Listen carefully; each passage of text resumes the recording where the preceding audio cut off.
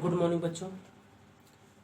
आज तीसरे दिन हम व्यंजन वर्ण के कुछ भाग बच गया था, उसको हम लेकर आए हैं। तो इसमें भी स्पर्श व्यंजन, उसके बाद अंतस्थ वर्ण, उसके बाद ऊष्म वर्ण के बाद भी कुछ भाग होते हैं।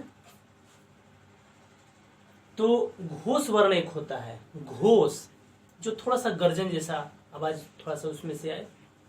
तो प्रत्येक वर्ग यानी क वर्ग, च वर्ग, ट वर्ग, त वर्ग और प वर्ग, 5 वर्ग होता है, ठीक ना।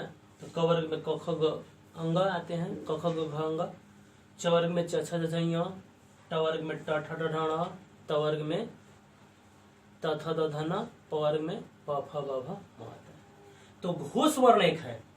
तो घोष वर्ण का क्या परिभाषा है?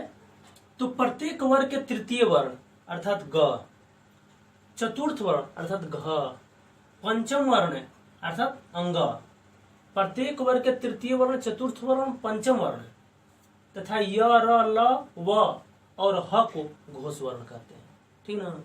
तो प्रत्येक वर्ग के तृतीय वर्ण, चतुर्थ वर्ण, पंचम वर्ण तथा य, र, ल, व और ह को घोष वर्ण कहते हैं। जैसे ग, प्रत्येक वर्ग के तृतीय ग, घ, अंग, ज, झ, ञ, ड, ढ, ण, द, ध, न, ब, भ, म, य, र, ल, व और ह। ये उदाहरण हुआ।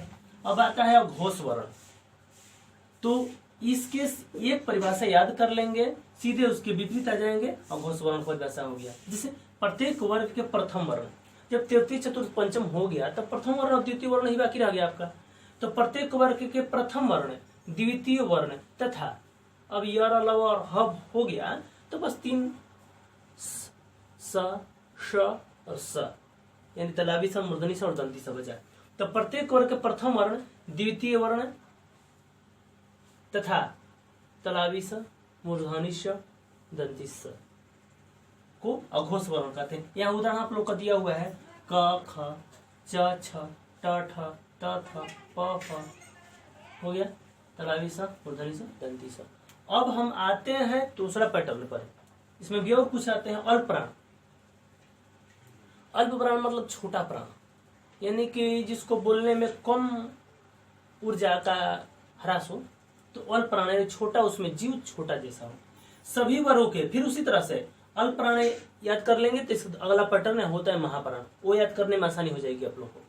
तो सभी वर्गों के प्रथम यानी क, तृतीय अर्थात ग, पंचम अर्थात अंग। तो सभी वर्गों के प्रथम, तृतीय और पंचम वर्ण तथा य, र, ल, व को अल्प प्राण कहते हैं, यानी छोटा प्राण, इसमें थोड़ा सा। तो अल्प प्राण सभी वर्गों के प्रथम, तृतीय और पंचम वर्ण को और य, र, ल, व को अल्प प्राण कहते हैं। तो क, ख, क, ग, अंग, च, ज, ञ, ट, ड, ण, त, द, न, प, ब, म, य, र, ल, व, ये आप लोग का अल्प प्राण हो गया।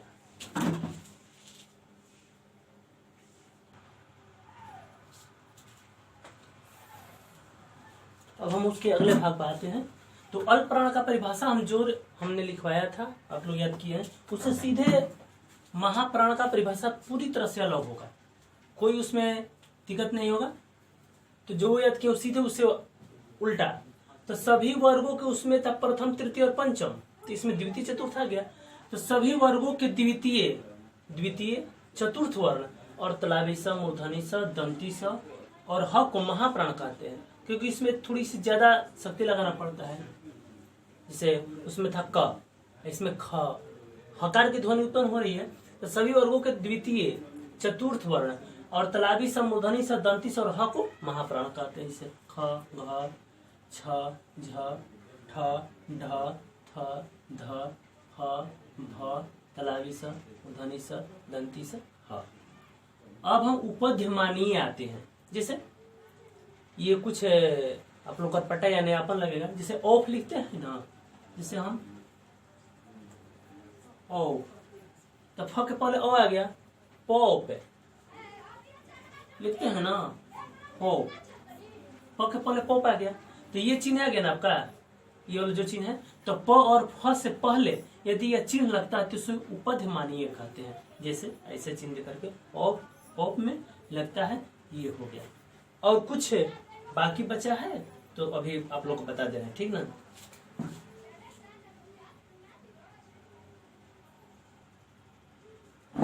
अब जब आप लोग अ से लेकर औ तक पढ़ लिए, स्वर वर्ण पढ़ लिए, व्यंजन वर्ण पढ़ लिए, व्यंजन वर्ण में क से लेकर ह तक पढ़ लिए।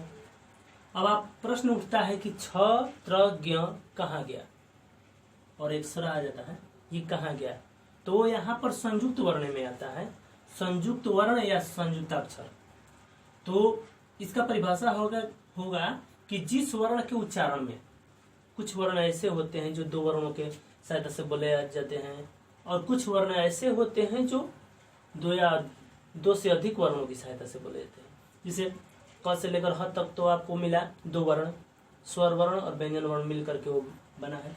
तो जिस वर्ण के उच्चारण में दो मात्रा से अधिक का समय लगता है, जिस वर्ण के उच्चारण में दो मात्रा से अधिक का समय लगता है, उसे संयुक्त वर्ण या संयुक्ताक्षर कहते हैं। जैसे छ, त्र, ज्ञ और स्र। ठीक, तो इसमें क्या है भाई कि छ भी हो गया, संयुक्ताक्षर में त्र भी हो गया, ज्ञ भी हो गया और स्र भी आ गया। तो इसको अलग करने के बाद हमको पता चलेगा कि संयोगी छ इसको बोल लेते हैं। इस छ में क मिला है, मूर्धनी स मिला है और अ मिला है, तो एक छ बनता है। त्र में क्या मिला है, तो त, र और अ के संयोग से त्र बनता है। ज्ञ क्या है, ज, य और अ के संयोग से ज्ञ बनता है। और स्र किसके संयोग से, तलावी स, र और अ के संयोग से आपका स्र बना है। आज की क्लास खत्म। Thank you.